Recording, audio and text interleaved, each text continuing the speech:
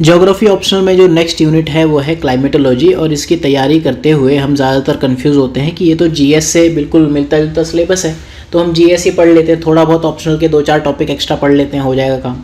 लेकिन ऐसा नहीं है। इसके लिए आपको जो एक सोर्स बता दिया जाता है कि physical geography by Savinder Singh, अगर आपको सिर्फ टाइम पास करना है then you can go for that, ठीक ठाक बुक है। बट अगर आप सही में ज्योग्राफी में अच्छा स्कोर करना चाहते हो तो आपको ये लेक्चर देखना चाहिए। इसमें मैं आपको सविंदर सिंह क्लाइमेटोलॉजी के चैप्टर्स, पेज नंबर क्या पढ़ना है नहीं पढ़ना है, और रूपा मेड सिंपल सीरीज़ की जो बुक आती है उसके चैप्टर पेज नंबर, और इसके अलावा बेरी एंड चॉर्ली या फिर हो गया जो स्टैहलर एंड स्टैहलर, इनकी बुक, और scholars.google.com इसको कैसे यूज़ करना है ये चीज़ मैं आपको बताने वाला हूँ। सबसे पहली चीज़, जब हम क्लाइमेटोलॉजी तैयार करेंगे तो मैं आपको सिलेबस रीडिफाइन करने की कोशिश करूँगा। ये जो PDF है ये आप फ्री डाउनलोड कर सकते हो, सबके लिए फ्री है। इसके लिए आपको readedu.com पर जाना है और यहाँ आप ज्योग्राफी ऑप्शन में जाके फ्री बुक समरी में जाकर बहुत सारी फ्री बुक समरी डाउनलोड कर सकते हो। यहाँ इनफैक्ट अभी जियोमॉर्फोलॉजी के बाद क्लाइमेटोलॉजी की भी बुक समरी मैं ऐड करने वाला हूँ। सबसे पहले हम सिलेबस को रीडिफाइन करने की कोशिश करते हैं कि कौन से एक्स्ट्रा टॉपिक हम इसमें इंक्लूड करेंगे। तो वो एक्स्ट्रा टॉपिक हम इंक्लूड करेंगे पेपर 2 से mechanism of Indian monsoon, rainfall pattern, tropical cyclone, western disturbances, ये चीज़ें इंक्लूड करेंगे। बाकी फ्लड एंड ड्रॉट्स, इन चीज़ों को हम ले जाएंगे इन्वायरमेंट में। देन क्लाइमेटिक रीजन भी हम इसमें इंक्लूड करेंगे। तो क्लाइमेटोलॉजी में जो अगर आप देखो, इंडियन मानसून यहाँ पेपर 2 में भी है, यहाँ पेपर 1 में भी है, ट्रॉपिकल साइक्लोन इधर भी है, ट्रॉपिकल साइक्लोन इधर भी है, वेस्टर्न डिस्टर्बेंस पेपर 1 में जो रेनफॉल पैटर्न है वहाँ पर आप प्रेसिपिटेशन के साथ पढ़ ही लोगे, टाइप एंड प्रेसिपिटेशन। तो इसके बाद जो ये टॉपिक आपको दिख रहे हैं, global climate change and role and response of man in climate change, इसको भी हम इन्वायरमेंट में ले जाएंगे जहाँ इन्वायरमेंटल डिग्रेडेशन हम पढ़ेंगे। तो अगर आप ये रीडिफाइंड सिलेबस अगर आप देखो तो यहाँ क्लाइमेटोलॉजी में इन्वायरमेंट में डिग्रेडेशन वाली ये यूनिट है। क्लाइमेटोलॉजी का अगर आप सिलेबस देखो तो ले देके ये बनता है, यहाँ पर आप पॉज करके देख लेना। बिल्कुल सिमिलर टॉपिक एक साथ हैं, चाहे वो पेपर 1 के हों या पेपर 2 के हों। जो चीज़ें पेपर 1 में पढ़नी है मानसून में, वही पेपर 2 में भी पढ़ना है। सबसे पहले मैं आपको एक बार रिपीटेशन पैटर्न बताना चाहूँगा कि क्वेश्चंस का क्या है क्लाइमेटो से। फिर हम बुक सोर्सेज देखते हैं। ओरिजिन, कंपोजिशन एंड स्ट्रक्चर, ये जीएस में टॉपिक तो आपको दिखता है, ऑप्शनल में नहीं है, लेकिन nature and composition of earth atmosphere पूछा है। सविंदर सिंह के चैप्टर 2 से आप इसे कर सकते हो कवर। टेम्परेचर सविंदर सिंह के चैप्टर 4 से कर सकते हो कवर। यहाँ आपको जो क्वेश्चन दिखेंगे लगातार या तो हीट बैलेंस के ऊपर पूछा है, एटमॉस्फेयर हॉट हो रहा है नहीं, इन्वर्जन ऑफ टेम्परेचर, इंसोलेशन और एनोमलस टेम्परेचर, ये सारे आप सविंदर सिंह के चैप्टर 4 से कर सकते हो, ये आप पढ़ लेना। चैप्टर नंबर 4 के बाद जो pressure belt of the world है, इनको अगर आप समझना चाहो तो इसके लिए सविंदर सिंह का आता है चैप्टर नंबर 5। चैप्टर नंबर 5 है एटमॉस्फेरिक प्रेशर एंड मोशन, वहाँ पर प्रेशर बेल्ट आपको मिल जाएंगी, ठीक है। Then heat budget, heat budget आज तक इससे कोई क्वेश्चन नहीं पूछा है, इससे भी कोई क्वेश्चन नहीं पूछा है। हीट बजट के लिए आपको देखना हो तो पेज नंबर 44 से दिया हुआ है चैप्टर नंबर 3 में सविंदर सिंह इसमें। तो ओशन का भी जो हीट बजट है ना वो भी सिलेबस में है, तो वो भी हम इसी के साथ पढ़ लेंगे। ओशनोग्राफी वाली बुक में हीट बजट डिटेल में नहीं दिया है, तो उसके नोट्स भी हम इसी चैप्टर से बनाते हैं बेसिकली। एटमॉस्फेरिक सर्कुलेशन जो नेक्स्ट चैप्टर है, एटमॉस्फेरिक सर्कुलेशन ये चैप्टर नंबर 6 में मिलता है सविंदर सिंह में। चैप्टर का नाम है जनरल एटमॉस्फेरिक सर्कुलेशन। वहीं से जो भी हेडिंग है वो उठा के पूछी हुई हैं। ट्राई सेलुलर मॉडल पूछा है, then meridional circulation of atmosphere पूछा है, देन ट्राई सेलुलर मॉडल पूछा है। तो ये सारी चीज़ों के लिए आपको चैप्टर नंबर 6 सविंदर सिंह का सफिशिएंट है। प्लेनेटरी विंड्स पर क्वेश्चन पूछा हुआ है, तो प्लेनेटरी विंड आपको चैप्टर 6 में ही मिल जाएंगी। यहाँ पर चैप्टर 6 में आपको जो टॉपिक मिलेंगे वो मिलेंगे एटमॉस्फेरिक सर्कुलेशन के मीनिंग एंड टाइप मिलेंगे, जनरल सर्कुलेशन क्या है, मैकेनिज्म क्या है। मैकेनिज्म में आपको यूनिसेलुलर, ट्राई सेलुलर मॉडल मिलेंगे, हेली के मिलेंगे। देन इसके बाद ट्राई सेलुलर मेरीडोनियल मॉडल भी मिलेगा। बेसिकली तीनों क्वेश्चन एक ही हैं। देन इसके अलावा भी आपको वेव थ्योरी भी मिल जाएगी इसी चैप्टर में, जो अगर आप पढ़ सकते हो तो पढ़ लो। Then zonal circulation of atmosphere आता है, वहाँ पर ग्लोबल विंड बेल्ट और ये सब चीज़ें आती हैं। Tropical circulation, mid latitude circulation, polar circulation, ये सब टॉपिक आपके कवर हो जाएंगे। चैप्टर नंबर 7 है लोकल एंड सीजनल विंड के ऊपर सविंदर सिंह का, उसी से क्वेश्चन सारे पूछे हुए हैं। इम्पैक्ट ऑफ लोकल विंड का देखो, चाहे आप सिरोको मिस्ट्रल के सैलिन फीचर्स देखो, चाहे डेवलपमेंट ऑफ लोकल विंड, उनका इन्फ्लुएंस ऑन लोकल वेदर और एग्जाम्पल। तो आप यहाँ Savinder Singh climatology chapter number 7 पढ़ सकते हो। इनफैक्ट अर्बन क्लाइमेटोलॉजी भी चैप्टर नंबर 7 में दी हुई है।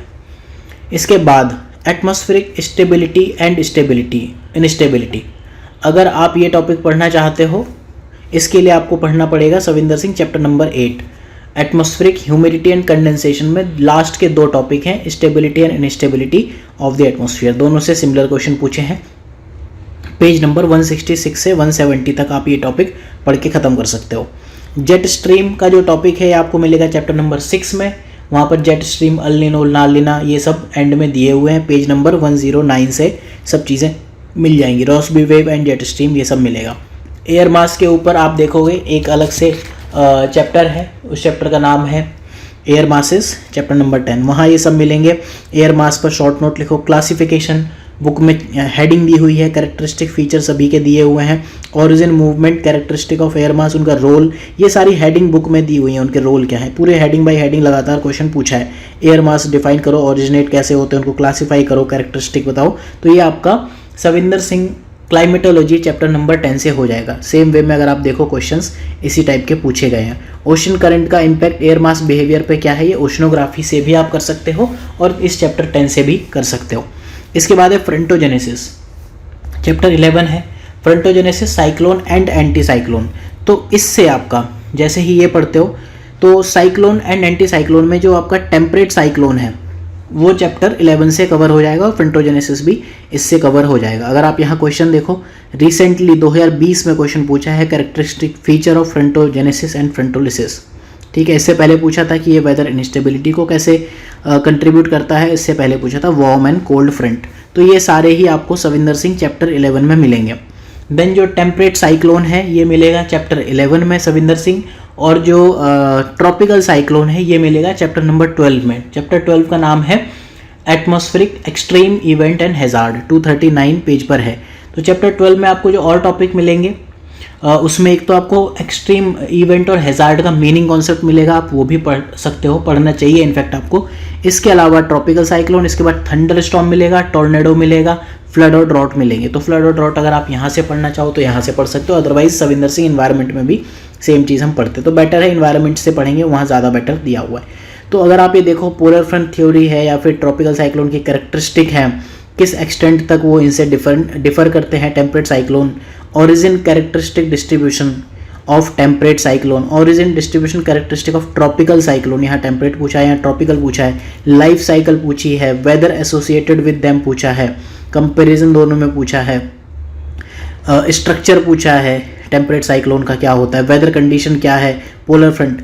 तो ये जितने भी क्वेश्चन है ना, ये सब हेडिंग दी हुई हैं।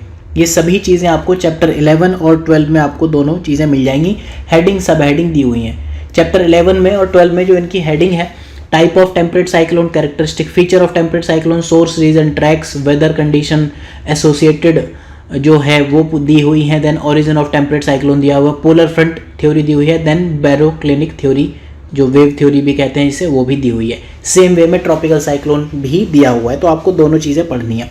जो ये टॉपिक है storm surges and seiches, storm surges जब आप ट्रॉपिकल साइक्लोन पढ़ोगे वहाँ आपको स्टॉर्म सर्जेस दिखेगा, जो स्टॉर्म की वजह से वाटर का लेवल थोड़ा सा ऊपर हो जाता है, उसे स्टॉर्म सर्जेस कहते हैं। सीचेस आपको ओशनोग्राफी में वेव्स में मिलेगा, तो इसीलिए उसको हम वहाँ पढ़ेंगे। तो इस तरह से आप इस टॉपिक को कवर कर सकते हो। वेदर एंड क्लाइमेट अगर आपको करना है तो इन जनरल वेदर एंड क्लाइमेट से आज तक एक ही क्वेश्चन थंडर स्टॉर्म पूछा है, जिसके लिए हमने बात कर ली। चैप्टर नंबर 12 है ही आपके पास। और बेसिकली वेदर एंड क्लाइमेट के नाम पर आपको जो चैप्टर पढ़ने हैं वो चैप्टर नंबर 7 या इनफैक्ट चैप्टर नंबर 6, जहाँ से आपकी planetary wind, local wind start हो जाती है, यहाँ से ये सब वेदर एंड क्लाइमेट ही है। और इसके लिए वेदर एंड क्लाइमेट के लिए आप डिटेल में पढ़ोगे वो है चैप्टर नंबर 1 सविंदर सिंह, वहाँ मिलेगा, राइट। तो ये हुआ क्लाइमेटोलॉजी का एक पार्ट। दूसरा पार्ट है हाइड्रोलॉजिकल साइकिल। तो हाइड्रोलॉजिकल साइकिल में ये साइकिल पूछी हुई है। पोटेंशियल इवेपोट्रांसपिरेशन, ये आपको ह्यूमिडिटी वाले चैप्टर में भी मिल जाएगा, एंड जहाँ हम क्लाइमेटिक क्लासिफिकेशन करते हैं वहाँ भी मिल जाएगा। बेटर है अगर आप इस टॉपिक को तैयार करना चाहते हो तो रूपा से तैयार करो, ठीक है। पोटेंशियल इवेपोट्रांसपिरेशन क्या है, वाटर बैलेंस कैसे यूज़ होता है, तो ये आपको रूपा मेड सिंपल में JTV, TI/VY की साइकिल है, वो इस तरह से एक्सप्लेन करते हैं बिल्कुल ग्राफ बना के कि सपोज़ ये टाइम है और ये वाटर लेवल है, तो पहले वाटर लेवल इतना है, फ्लड आया तो ये हो गया, और फिर बारिश कम हुई तो इस तरह से वाटर लेवल हो गया, फिर ड्रॉट आया तो या तो ऐसे होगा या फिर इस तरह से चला जाएगा। तो JTV की साइकिल आपको वहाँ मिलेगी रूपा में, ना कि सविंदर सिंह में। Role of evaporation in hydrological cycle, basically यही चीज़ पूछी है, इवेपोरेशन के बारे में आपको बता देना है। Techniques to calculate PV potential evapotranspiration, ये थॉर्नवाइट की जो मॉडल है चैप्टर नंबर 13 वहाँ भी दिया हुआ है, अदरवाइज रूपा में अगेन आप पढ़ ही लोगे, ठीक है। टाइप ऑफ प्रेसिपिटेशन अगर आप पढ़ना चाहते हो तो ये मिलेगा आपको चैप्टर नंबर 9 में, जिसका नाम है फॉग, क्लाउड एंड प्रेसिपिटेशन। उसमें से आप फॉग नहीं पढ़ोगे, क्लाउड नहीं पढ़ोगे, राइट। फिर डिस्ट्रीब्यूशन ऑफ प्रेसिपिटेशन भी आपको चैप्टर नंबर 9 में ही मिल जाएगा। Indian rainfall pattern and western disturbances, ये भी आपको चैप्टर नंबर 9 में मिलेंगे। थोड़ा बहुत इसके लिए आप माजिद या कुल्लर रेफर कर सकते हो, बट सविंदर सिंह का चैप्टर 9 सफिशिएंट है, ये सारी चीज़ें आपकी सॉल्व हो जाएंगी। अगर आप क्वेश्चन देखो तो इस तरह के जो भी पूछे हैं सब इससे हो जाते हैं। नेचुरल वेजिटेशन से इसका क्या इम्पैक्ट है, ये आपके लिए स्टाम्प ने मॉडल दिया था, तो स्टाम्प का मॉडल अगर आप एक्सप्लेन कर ले जाते हो तो एक्सप्लेन कर लोगे। Then monsoon and Indian monsoon का मैकेनिज्म, लगातार इससे क्वेश्चन पूछता है, आपको अच्छे से तैयार करना चाहिए। और ये मिलेगा आपको चैप्टर नंबर 7 में, वहाँ पर पेज नंबर 128 से। और थर्मल कॉन्सेप्ट, डायनेमिक कॉन्सेप्ट और जितने भी टाइप के मॉनसून हैं, जो भी चीज़ें हैं, सब वहाँ पर दी हुई हैं। क्वेश्चन अगर आप पॉज करके देखना चाहो तो ये क्वेश्चंस हैं रिसेंटली ऑफ लेट जो क्वेश्चन पूछे हैं। आप देखो 2018 में पूछा है, 2020 में भी पूछा है, जो भी फैक्टर्स हैं इन्फ्लुएंसिंग मॉनसून सिस्टम। तो बेसिकली अगर समराइज़ करने के लिए मैं आपको चैप्टर्स बताऊँ या कौन से चैप्टर कैसे पढ़ने चाहिए, तो स्टार्ट करने के लिए सबसे पहले तो आप GS क्लाइमेटोलॉजी ख़त्म कर लो। स्टेप वन में आप करोगे GS क्लाइमेटोलॉजी ख़त्म कर लो, ठीक है। बट ये ध्यान रखना GS क्लाइमेटोलॉजी नहीं है ऑप्शनल। तो GS क्लाइमेटोलॉजी में सविंदर सिंह प्लस रूपा आपके लिए ऑप्शनल है, अगर आप करना चाहो तो कर लो, अदरवाइज इतना मिलके आपका बनता है ऑप्शनल की क्लाइमेटोलॉजी, ठीक। तो स्टेप 1 में आप GS 1 करोगे, देन GS 1 की जो हम क्लाइमेटोलॉजी पढ़ते हैं वो करेंगे। स्टेप 2 में अगर मैं आपको चैप्टर्स बताऊं तो चैप्टर नंबर 1, 2 से मत स्टार्ट करो, स्टार्ट विथ चैप्टर नंबर 4 के बाद 5, 6, 7, 8 में आप ह्यूमिडिटी बाद में पढ़ लेना, या फिर ह्यूमिडिटी आपको ज़्यादा समझनी है तो रूपा भी एक अच्छी बुक है, लेकिन सविंदर सिंह में भी अच्छा दिया हुआ है। रूपा में थोड़ा कम दिया है, लेकिन वो एडवांस्ड बुक है, इतनी इजीली समझ नहीं आएगी, तो चैप्टर 8 आप पूरा कर सकते हो। चैप्टर 9 में फॉग एंड क्लाउड छोड़ देना, प्रेसिपिटेशन आप पढ़ोगे। चैप्टर 10 पढ़ना है, 11 पढ़ना है। चैप्टर 12 एंड 14 जो है ये आपके इन्वायरमेंट के साथ पढ़ने हैं दोनों चैप्टर, ठीक है, क्योंकि चैप्टर 12 में जो दिया हुआ है वो है एटमॉस्फेरिक एक्सट्रीम इवेंट और हैजार्ड दिए हुए हैं, तो वहाँ हमें पढ़ना ही है। And chapter 14 climatic type and biome, ये पढ़ने हैं। इसके बाद आप पढ़ोगे चैप्टर 13 क्लासिफिकेशन ऑफ क्लाइमेट, जिसमें आपको कोपन, थॉर्नवाइट और ट्रेवर था कि ये सारे क्वेश्चंस मिल जाएंगे। क्लाइमेटिक रीजन्स पढ़ने के लिए आपको क्लाइमेटोलॉजी ऑफ इंडिया पढ़नी है, और अप्लाइड क्लाइमेटोलॉजी, अर्बन क्लाइमेटोलॉजी, ये पढ़ने के लिए अगेन आपको एंड के चैप्टर्स पढ़ने हैं, जो हम स्टेप 3 में बात करेंगे। तो जब आप यहाँ तक आ जाओ चैप्टर 13 तक, इसके बाद आप जाओगे स्टेप 3 में। स्टेप 3 में आप पढ़ोगे चैप्टर 15, 16, 17, 18। चैप्टर 15 है आपका क्लाइमेट चेंज, तो क्लाइमेट चेंज GS का टॉपिक नहीं है, ध्यान रखना। चैप्टर 16 ग्लोबल वार्मिंग है। चैप्टर 17 वेदर फोरकास्टिंग है, 2 बार क्वेश्चन पूछा है UPSC ने। एंड अप्लाइड क्लाइमेटोलॉजी यहाँ पर एक चैप्टर है जो चैप्टर नंबर 18 है। तो अप्लाइड क्लाइमेटोलॉजी, अर्बन क्लाइमेट आपको चैप्टर 18 में मिलेगा। इसके बाद एंड में आप चैप्टर 1 ज़रूर पढ़ लेना, उससे काफ़ी क्वेश्चन पूछे गए हैं। और इसके बाद जैसे ही 1 होता है उसके बाद 2 और 3 आप पढ़ सकते हो, अगर आपके पास टाइम मिले तो। जो बेसिक क्लाइमेटोलॉजी वाली चीज़ें हैं उनको आप ऑप्शनल के लेवल पर ले जा सकते हो। ऑरिजिन, कंपोजिशन, स्ट्रक्चर और इंसोलेशन, ये सारी चीज़ें। सेम वे में रूपा से क्या पढ़ना है, रूपा से आपको पढ़ना है चैप्टर नंबर 10 से लेकर 17 तक, लेकिन आप फर्स्ट टाइम में नहीं पढ़ोगे, एक एडवांस्ड बुक है, आपको स्टार्टिंग में इजीली समझ नहीं आएगी, ठीक है।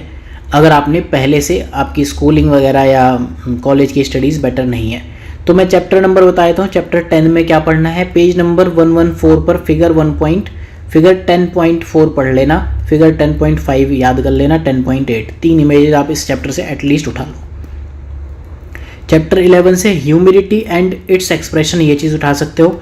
इवेपोरेशन एंड कंडेंसेशन, इस चैप्टर से उठा लो आप। पेज नंबर 133 पर फिगर 11.9 दी हुई है। पेज नंबर 134 पर वर्ल्ड प्रेसिपिटेशन की इमेज दी हुई है, उसके बारे में लिखा हुआ है। चैप्टर 14 में आप क्या पढ़ोगे? पेज नंबर 169 पे वेदर प्रेडिक्शन। चैप्टर 15 नहीं पढ़ना है। चैप्टर 16 जो है उसमें आप पेज 192 पढ़ोगे, उसमें माउंटेन क्लाइमेट लिखा हुआ है, ये हेडिंग पढ़ोगे। इसके बाद पेज नंबर 193 पर जाओगे, उसमें लिखा हुआ क्लाइमेट का इफेक्ट ऑन वाटर, इसका वाटर पर क्या इफेक्ट होता है एंड वेजिटेशन पर क्या इफेक्ट होता है। अभी हमने एक क्वेश्चन देखा कि क्लाइमेट का वाटर पर क्या इफेक्ट है, रेनफॉल का, तो ये इससे ज़्यादा बेटर सॉल्व होता है, ठीक है। एंड चैप्टर 17 में आप जीएस टॉपिक छोड़ के, ये मतलब क्लाइमेट चेंज है ना, ये जीएस का टॉपिक नहीं है। हम क्या सोचते हैं कि क्लाइमेट चेंज जो है अगर हमने जीएस में तैयार कर लिया ऑप्शनल में तैयार हो जाएगा, ऐसा नहीं है। जनरलिस्टिक वे में नहीं लिखा जाता है, इसकी भी अपनी थ्योरीज होती हैं, ऑप्शनल में कॉन्सेप्ट्स होते हैं। तो इसका आप चैप्टर 17 पढ़ सकते हो, बट क्योंकि सविंदर सिंह में हम पढ़ चुके हैं तो दैट इज़ ओके। तो आई होप कि ये लेक्चर आपको पसंद आया होगा। साथ में आपके लिए हम free book summary by Savinder Singh यहाँ ऐड करने वाले हैं, क्लाइमेटों पर भी। अभी फ़िलहाल I am working on geomorphology, chapter by chapter में 2-3 बुक की चीज़ें ऐड करने वाला हूँ। तो आपके लिए सविंदर सिंह के जो हज़ारों पेज हैं वो पढ़ने की नीड नहीं होगी। साथ में अगर आप फाइनेंशियली उतने स्टेबल नहीं हैं तो भी आप इन चीज़ों को आराम से यूज़ कर सकते हो। और ये जो ज्योग्राफी ऑप्शनल के PYQ हैं ये भी आपके काम आने वाले हैं। और अगर आप पेड लेक्चर ज्वाइन करना चाहते हो, जिसके लिए मैं आपसे एक बार ज़रूर बताना चाहूँगा, तो you can go synopsis IAS का जो ये ये ज्योग्राफी ऑप्शनल के पेजेस हैं वहाँ पर आप पढ़ सकते हो। I am the main faculty, content developer जो हूँ वो मैं ही हूँ। बाकी अगर आप इनरोल करना चाहो then you are most welcome.